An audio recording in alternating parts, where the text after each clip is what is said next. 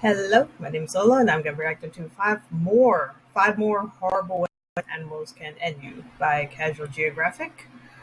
This was recommended to me by the Speed Demon. Thank you for the recommendation. Um, it's like, God, I just seen that 10 horrible ways animals can end you. It's like, what else is there?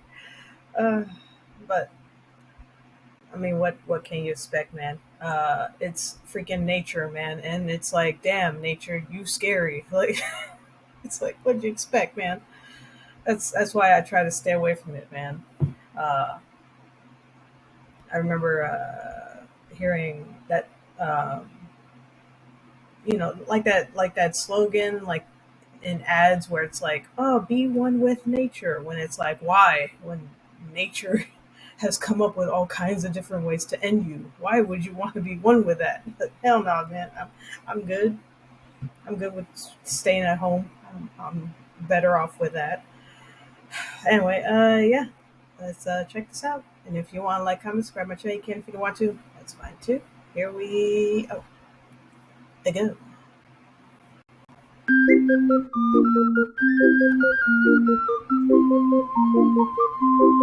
Aww. Yep, because obviously one part just wasn't enough. I'm gonna make this real quick because I want to get right to the trauma. Earlier we talked about 10 of the worst ways animals can put a 404 on your birth certificate. That video is gonna be in the description in case you want to get caught up. But there were some pretty notable animals missing from the video, and half of that was on purpose so I'd have enough ammo for a part 2. The other half was honestly just me forgetting. So here's 5 more terrifying ways nature can put you under a headstone, and once again viewer discretion is very much advised. And it's especially advised for one of the animals on here. You'll know it when you see it. All that out the way, let's get to the content. Oh God, with that cheetah or jaguar. It's no secret that having an Australian area code really means agreeing to live life on veteran difficulty. And it's not just that everything with a heartbeat down there has the power to cancel yours. It's the way they can do it. Get too close to a cassowary and you run the risk of getting violently disemboweled. Play with a platypus and you might just find out that Perry's armed with an incapacitating venom more powerful than morphine. The blue ring octopus was actually one of the animals in a previous video because not only is it one of the most venomous things in the ocean, it's also small enough for you not to feel its toxic bite. Which is why out of all the nonsense in the land down under, this tiny octopus is what you should be the second most afraid of. The reason it's second is because this thing still exists. The Australian box jellyfish is the most venomous thing in the ocean, which obviously makes it one of the most venomous things in nature. They're armed with a crippling toxin potent enough to turn you into a statistic in as little as 2 minutes. And that's because its venom is a neurotoxin that attacks ion channels in muscles, causing them to contract but not release. When those muscles happen to be in the heart, that's what can cause victims to go into cardiac arrest. There have been cautionary tales of people being stung by box jellies while swimming and not even having enough time to make it to shore. The reason the box jellyfish is so disrespectful with its venom is because it's specifically designed to incapacitate its struggling prey before they have a chance to snap its tentacles. I call them the biggest middle finger to Australia because they're the polar opposite of blue rings. The blue ring's deadly bite may be painless, but those rings it's named after are designed to warn you before you even have a chance to get that close. Which means the only way this octopus can be a threat is if you're crazy enough or dumb enough to hold one. Box jellyfish give zero warning. They're virtually impossible to notice until you feel the immobilizing agony that comes with the sting. If you accidentally brush up against those tentacles, thousands of sting cells blast microscopic harpoons into your skin, which is how the venom gets to you. Victims have said getting stung feels a lot like getting branded with a hot iron, which makes sense, because that's exactly what the scars look like. God. Even if you survive, it can still give you the world's most painful tattoo, and if you're really unlucky, a nasty case of necrosis. And if that wasn't horrific enough, one species managed to take it a step further. The Irukandji jellyfish is roughly the size of a penny, yet it's somehow the most intimidating animal Australia has to offer. Its venom has been said to be 100 times worse than a cobra's and 1,000 times more toxic than a tarantula's. And because its venom is also a neurotoxin, symptoms can include crippling pain, vomiting, severe muscle cramps, escalating all the way to brain hemorrhaging, heart failure, and eventually a flatline. This tiny jellyfish can essentially destroy you from the inside, and since it can also put you in a comatose state almost indistinguishable from death, it basically turns you into the living dead. I'm not saying this homicidal sperm cell can cause a zombie apocalypse, but I am saying you do want to be ready. Which is why State of Survival lets you see how you do in a full-scale I Am Legend type zombie apocalypse. It's free to play and available on both Apple and Google App Stores. And for a limited time, anyone that's able to upgrade to a level 6 unlocks the Joker feature. Yeah, that the Joker. This feature lets you fight against his army of laughing zombies in the arena of doom.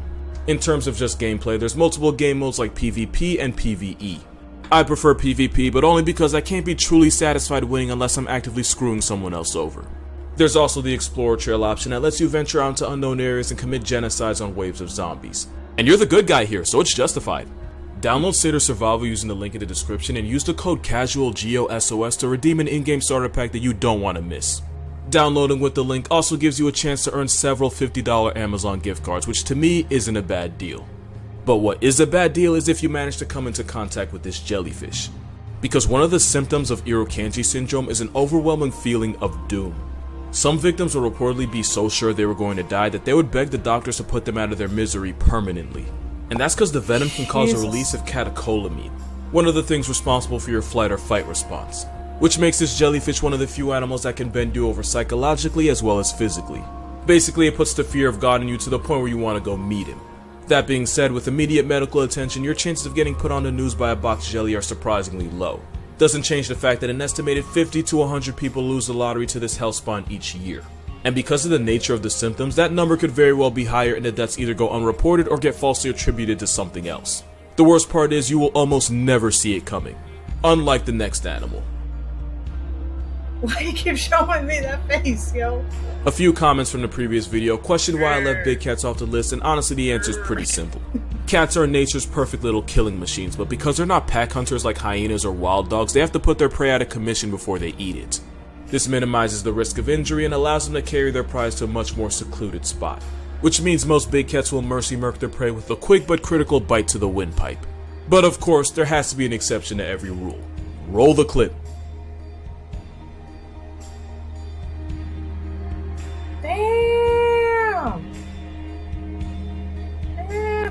Jaguars are the only big cats that put their prey out of commission with a crushing bite directly through the skull. Jaguars are basically the bull sharks of cats. They're not the biggest or the most notorious, but pound for pound they're the strongest with the most devastating bite. A jaguar's max bite force has been estimated to be in a range from 13 to 1500 pounds per square inch.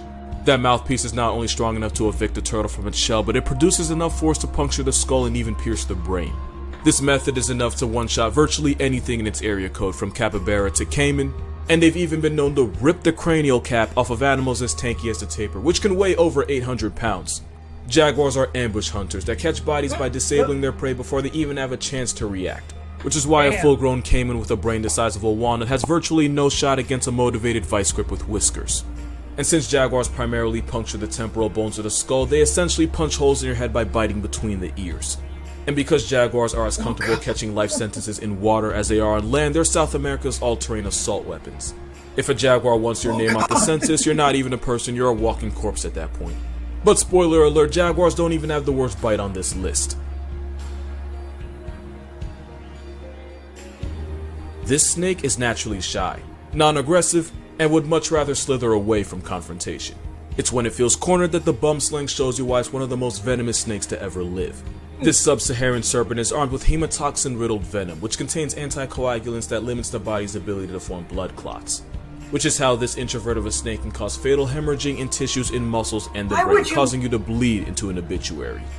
If left untreated, the bite from a bum sling can cause you to bleed from virtually every orifice, including the eyes, nose, gums, and even the anus. Internal and external bleeding aside, there's two main reasons why this snake is a cell block D level menace. Number one is the lethal dose of the venom itself. It's been said that the amount of bum sling venom needed to introduce you to your ancestors is one of the lowest of any snake. Number two is because of the very nature of snakes. Venom is physiologically expensive to make, so snakes will often deliver dry bites when they don't want to inject venom.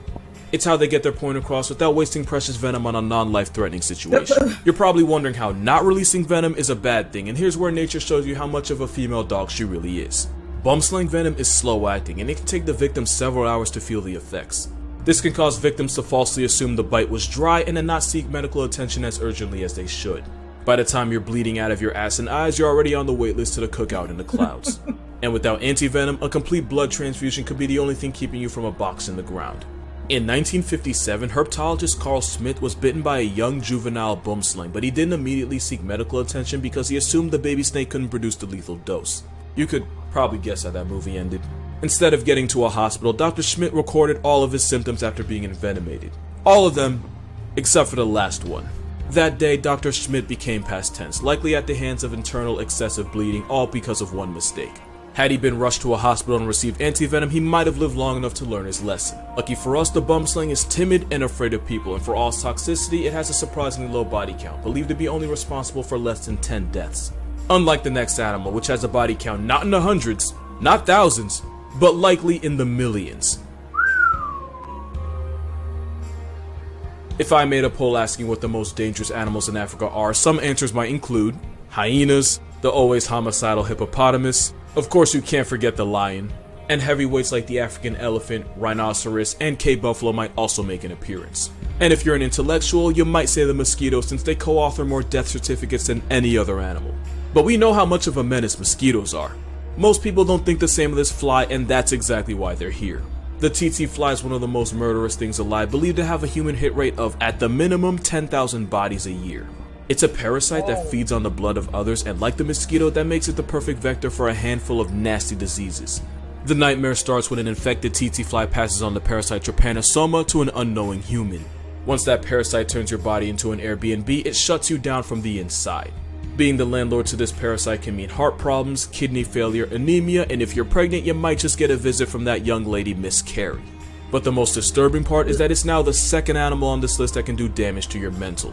This disease deteriorates your body to the point where just opening your eyes or feeding yourself can leave you exhausted. It doesn't help that one of the neurological symptoms is that it completely wrecks your sleeping schedule, causing insomnia at night and borderline narcolepsy during the day.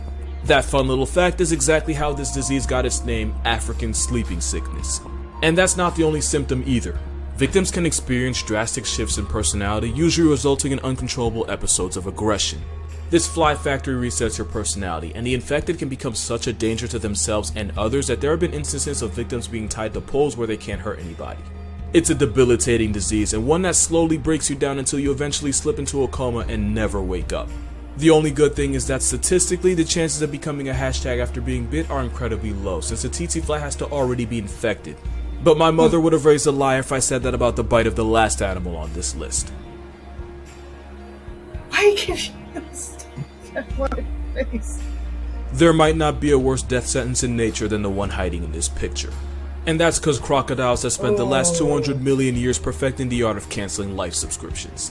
With the highest recorded bite force of 3,700 pounds per square inch, getting assaulted by a croc is like getting hit with a sledgehammer with teeth with enough power to tear flesh and crack bone. Not even the murderous hippo can match that force.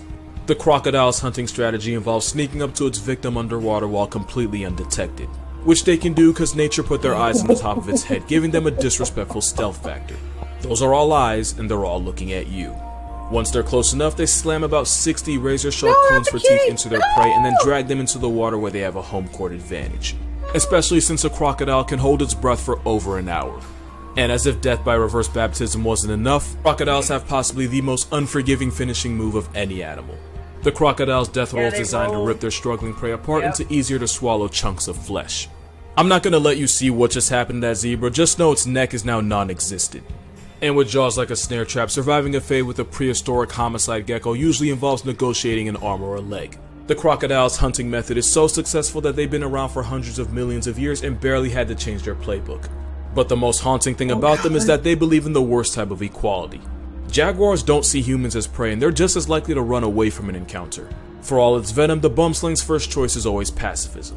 For a crocodile, anything that makes enough of a disturbance in its waters can get put on a list. And out of all crocodilians, it's the Nile and saltwater crocodiles that have been known to attack humans with enough regularity to be classified as man-eaters. And because splashing only excites them, a good number of victims are small children that unintentionally play in its dining room. Crocodiles pack up about 1,000 people a year, and as we continue to encroach on their space, that number is only going to get higher. And that's going to do it for this video. Honestly, if this video doesn't get demonetized, I'd be more shocked than Pikachu, so my Patreon's going to be in the description. Being a patron earns you access to videos before I post them, along with exclusive content you might not find anywhere else. We're still talking about animals here, it's not that kind of exclusive. But again, it's totally fine if you're not in a position to give money. It's not fine if you don't subscribe though, don't think that's okay. Hit that sub button or I'll auction your body to the highest bidding crocodile. I have the means, the resources, and the lack of morality to make it happen. To make up for that blatant threat on your way of life, here's Beaver Serotonin.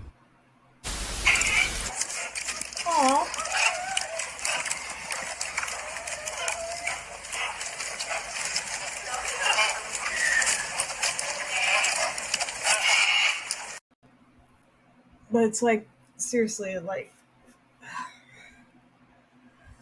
it's like, how hard is it to just leave animals alone, man? Like I said, like, I cannot swim.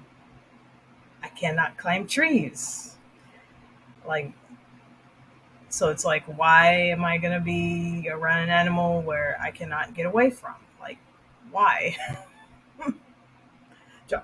It's like, really just like all for a picture. Like, I remember hearing about that people were like pretty much like killing themselves just to get a nice selfie. Like, and they end up like falling off a cliff, getting torn to shreds by a hippo or elephant. I'm like, hey, ay, ay, ay. It's like people are so stupid. Like, my God, man. It's like my grandma always says. Uh, she used to say, "You have wings? Do you have feathers? No. So it's like, why would you be up in the air? It's like, do you have gills? Obviously, no. So it's like, why would you go try to swim in the water? Like, leave that all up to animals that were born and made for that. Just like leave them alone, man. Like, and that's what I do. I just I'm here up on land, you know. So it's like, why am I gonna go near water, or or the woods? Like, why? I'm not made for it, man. Oy, oy, oy. That's pretty much the lesson here. Just stay out of the animal's way, man. Because the last thing you want, because the last thing you want is to get in their way and they end up taking you out of their way. Like, no. Mm. Anyway, that's it. That's my reaction to five more horrible ways animals can end you by Casual Geographic. Everyone, take care of yourselves and each other, and I'll see you in the next one. Bye.